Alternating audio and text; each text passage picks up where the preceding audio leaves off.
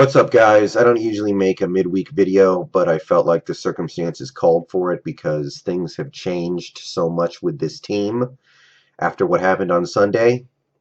And I just wanted to set aside a video to basically just talk about my perspective after A, the big win, and B, the Jimmy Graham injury, because you can't really sum all that up in a post-game video or a pre-game video for one particular team. So, um, two things happened on Sunday, obviously, that are huge. One, Jimmy Graham got hurt and is out for the season, and I'm going to talk about that impact and my perspective on it in this video, but also just the fact that you win that game. Um, I knew the odds were not that bad going into the Pittsburgh game. I knew that there were a ton of scenarios where we'd get into the playoffs still, but I didn't really want to say it outright. But before the Pittsburgh game, I was pretty much counting this team out. Not because it was mathematically improbable or anything like that. I just didn't see it with this team. I didn't see any signs of life out of the offense. I didn't see any of some of the old, even a little bit of the old swagger that the defense had. I knew it was a possibility, but I didn't think we were going to beat Pittsburgh. And I thought there was a chance that Minnesota was going to pretty much end our hopes the following week. But with not just the win, but what they showed me against Pittsburgh, even coming against that crappy Pittsburgh secondary, I still say that they really changed how I feel about this team going forward. So let's talk about the offense going forward, because that's the side of the ball where things have really changed. And suddenly I find myself thinking, wow, this really matters. I mean, of course it was going to matter no matter what, but if the Pittsburgh game proved that this team has enough fight left in it to maybe become a player in the playoffs, then obviously every little thing matters. See, if we had lost the Pittsburgh game, I would just kind of write everything off as, this looks like a lost season. We've got, Jimmy Graham's out, Marshawn Lynch is out, the team is below 500 after week 11. I would have kind of just shrugged my shoulders and gone, well, that's next year. But now that we've won, let's try to take a look at this offense where we are now. I said in my last video that the offense for the rest of the season is going to be a lot like the offense last season for the home stretch. And I'm talking about the 8-game winning streak and then the loss in the Super Bowl. That offense. Because before that, we had Percy Harvin, and then we traded Percy Harvin after 5 games, and then the offense basically sucked for the next few games after that, except for the Giants game where the running game got going. But for me, the offense really didn't start doing anything until that winning streak started. And to me, the offense that we had over that stretch of 9 games is a lot like the offense we have now. It's not a one-to-one comparison, but it's very similar. And over that 9-game stretch, we scored 19 against Arizona, 19 in San Francisco, 24 in Philadelphia, 17 against the Niners, 35 in Arizona, 20 against the Rams, 24 against the Panthers, and 22 against the Packers, plus the 6 in overtime, and then 24 against the Patriots. So you look at those point totals, you're probably looking at around 22 points per game, maybe 23, just doing it in my head real quick.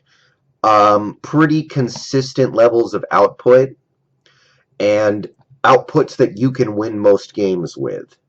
So on that level, you're thinking, you would probably take that offense for the rest of this season if they could put up about 22 points a game like they did last year. So to those out there who say, oh, the offense wasn't good enough last year, the offense sucked last year in the second half, you got to step off a little back from that, because the point totals they put up were pretty consistent and were pretty solid. There's another side to that. So against the Cardinals, let's look at the last 5 games of the year, because after that, at that point, you have to say that the offense is what the offense is. Everybody's familiar with each other. Everybody knows what needs to happen, and there's no unfamiliarity or somebody screwing up because they just got here. There's just your ability to execute after having all those weeks together. Arizona, 35 points, almost 600 yards of offense, great game. We did nothing in the first quarter in that game, and it was 3-0 Arizona after the first quarter. Rams, we did nothing in the first half. It was 6-0 at the end of the first half.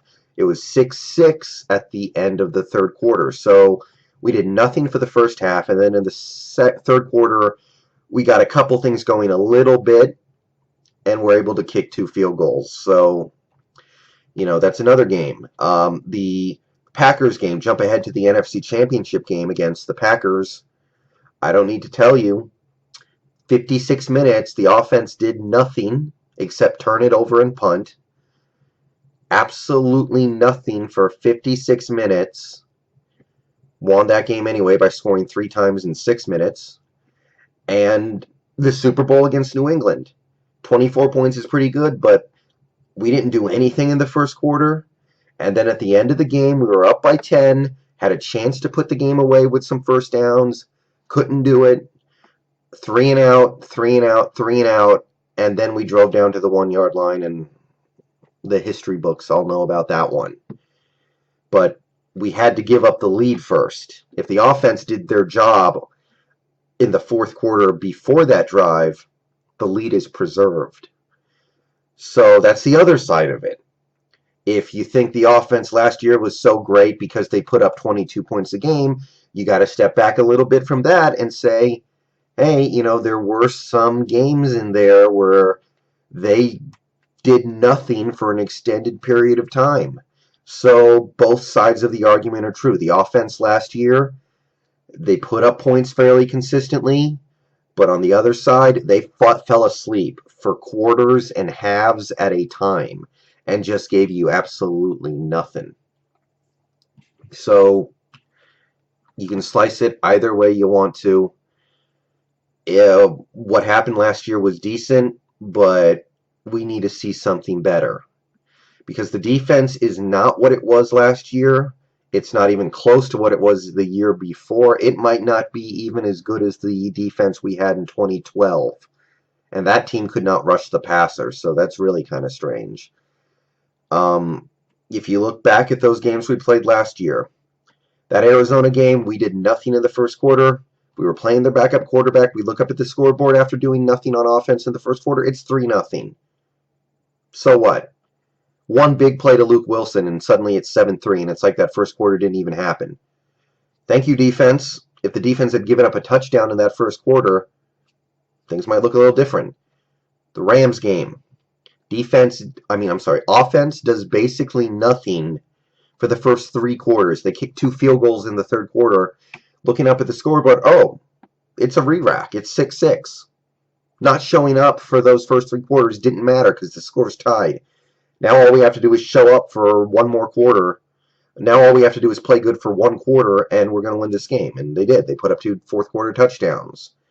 Thank you, defense. If the Rams had put up a few touchdowns over those first 3 quarters, we wouldn't be getting bailed out. The game against the Packers, the ultimate example.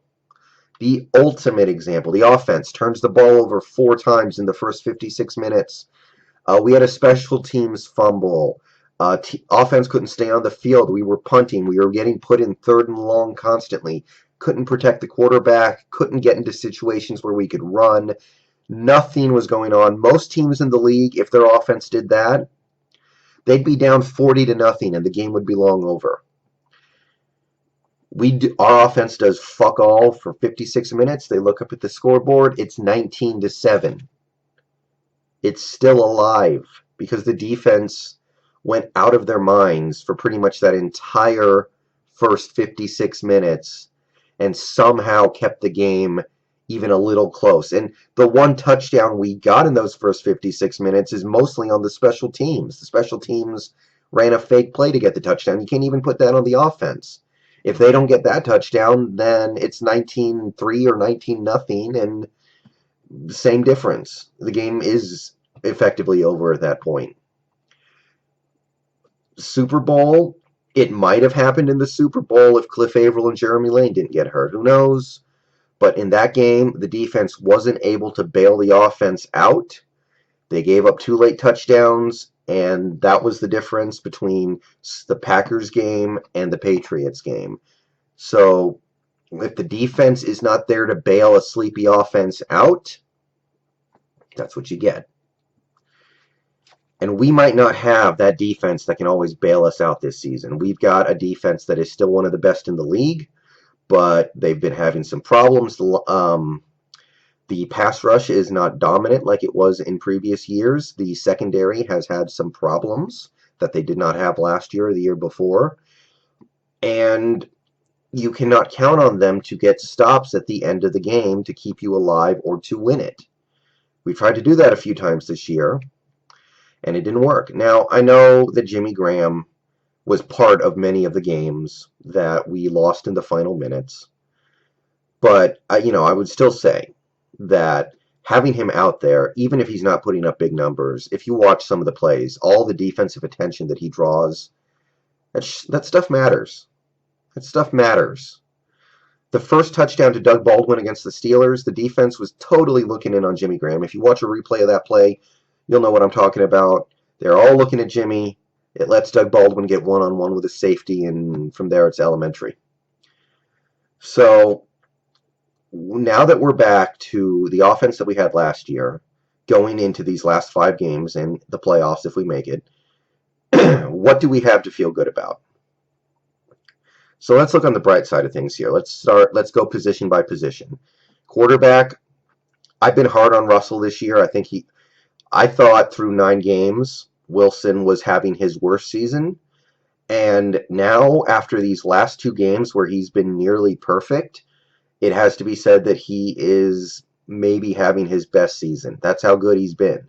If you just look at the raw numbers over the course of the last 11 games, he's playing as well as he's ever played. His completion percentage is up. His yards per attempt are up. His turnovers are up a little bit, which is part of the nagging problem. But he is doing some stuff to make up for that. And at the end of the day, when you look at it, it needs to be said that Wilson looks like he's better than he was last year. And that could make the difference, taking this offense up another notch to where it will need to be for us to really compete for anything big. So that's a quarterback. Running back. Last year we had one really good running back who could kick ass and win games for us in Marshawn Lynch. That's what we have right now. Giving Thomas Rawls the maximum benefit of the doubt that you can, that's what we have right now. He obviously doesn't have the history or the track record of a Marshawn Lynch, but what Rawls has done so far this season has been good, and it's been very similar to what we've seen from Marshawn Lynch in the past few years. They both run the same way. They both have similar strengths. They both do a lot of the same stuff. So giving Thomas Rawls the maximum benefit of the doubt, he could do what Lynch did last year down the stretch. Of course, the positive side is that Lynch is going to come back by the end of this year. Maybe not until the playoffs, but he'll be back at some point. And that could be a huge game changer. You get 2 high-quality running backs, because last year the backup running back was Robert Turbin, and Robert Turbin, love him, but he's just a guy. He's just a dude who, can carry the ball for maybe 4 yards a carry, and hopefully he doesn't fumble, and he can catch a little bit out of the backfield, but he's just a guy. So if we could go into the stretch run in the playoffs this year with 2 highly capable running backs instead of 1 highly capable and another guy who's just a guy, that could be a big improvement, but we're not going to see that until Lynch gets back.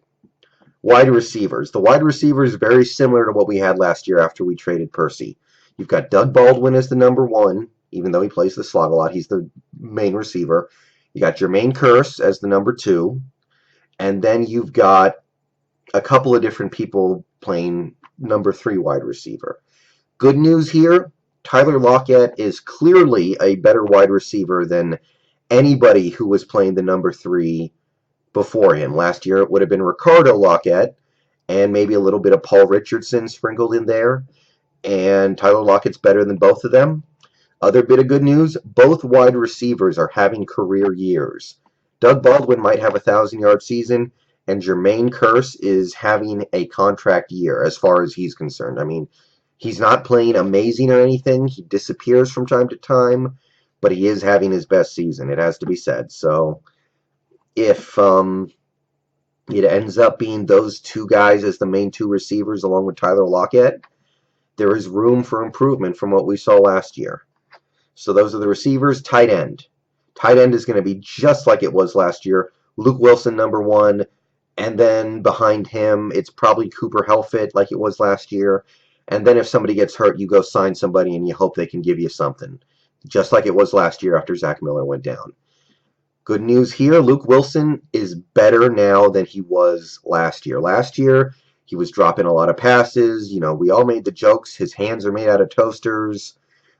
He looked like somebody who we couldn't depend on. That's one of the reasons why we went out and traded for Jimmy Graham. Luke Wilson, I don't know if he's dropped a pass this year. If he has, he hasn't dropped very many. I haven't been watching these games thinking, man, Luke Wilson is terrible. He can't catch the ball. In fact, he had an amazing catch against the Packers in week 2, and he's probably a better player now than he was last year. So we'll probably see some marginal improvements from last year compared to what we'll see the rest of the way. Finally, I want to talk about this offensive line, because that's where the step back will probably be. We will probably step back in the offensive line from where we were last year. Last year, we had Patrick Lewis and Max Unger at center. And this year, we have Patrick Lewis, hopefully, for the rest of the season. And Max Unger, for all of his injury problems, was a really good center when he played. And Patrick Lewis has earned the starting job now. But he's not, and he deserves that, but he's not Max Unger.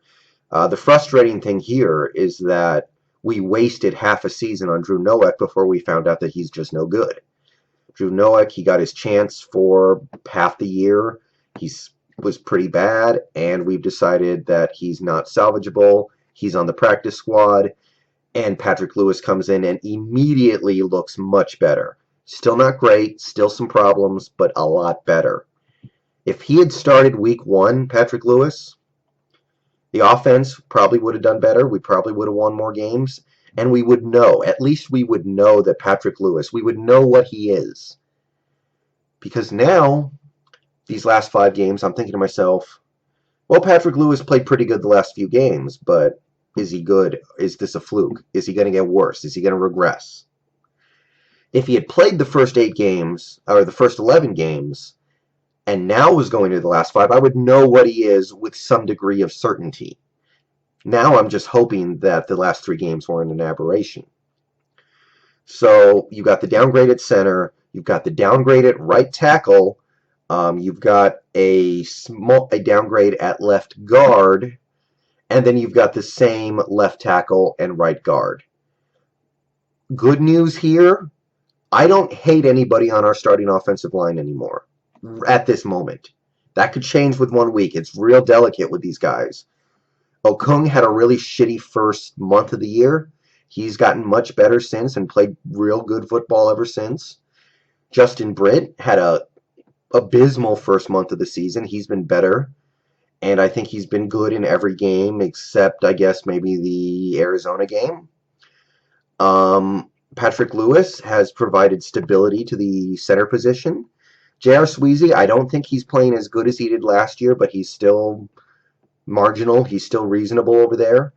And Gary Gilliam, who I have not liked this whole season, I think he's been pretty consistently bad, played the game of his life against Pittsburgh. So maybe he's turning it around, and I have to give him a chance these next 5 games. Granted, if he sucks it up against Minnesota, I'm going to go right back to the other corner on him. But he played so good against Pittsburgh, I can't dump on the guy right now. So, offensive line, they've taken a step back. James Carpenter, was a better left guard than Justin Britt has been at any point this year. Right tackle last year, obviously Justin Britt was a big problem out there. But, compare him to like Bruno Giacomini, and there's a definite step down there. But there is a little bit of stability on that offensive line right now. In fact, really, except for the Arizona game, our offensive line has been pretty good for the past couple months. Maybe you'd also say the Carolina game was pretty bad, but my take is that the offensive line has actually stabilized at least a little bit. And the other part of that is Russell Wilson can really make us not notice the deficiencies on the offensive line if he gets the ball out fast. Most of this season, through the first 10 games, Russell Wilson was holding on to the ball for an average of 3 seconds. Pittsburgh, he was holding on to it for an average of 2.3 seconds. And the difference was huge. Difference made all the difference in that game. And if he can keep that up and get the ball out of his hands quickly and still be efficient and effective, we are not really going to notice the offensive line taking a step back because the offensive line can run block. Justin Britt can run block. J.R. Sweezy, that's obviously where he feels most comfortable. I think that we don't notice it too much there, and if Russell Wilson gets the ball out faster for the rest of the season, I think we won't notice it through the air very much. So those are the areas where we can hope that the offense will improve from last year, even without Jimmy Graham, and that it'll be enough to get us where we want to go. Those are all the optimistic sides of things. If we put up 6 points against Minnesota this upcoming Sunday, things are going to flip real fast. So this is a long video, but things have changed so much after one game that I felt like I had to get on here. Excuse me. Yeah, get on here and say everything that needed to be said in one video. So that's how I feel right now. The offense, there's the opportunity for them to be a slightly improved version of what they were last year down the stretch. And all you can do is watch the games and hope it comes true. So see you guys later. I'll make my Minnesota pregame video probably Friday or Saturday. But see you guys then.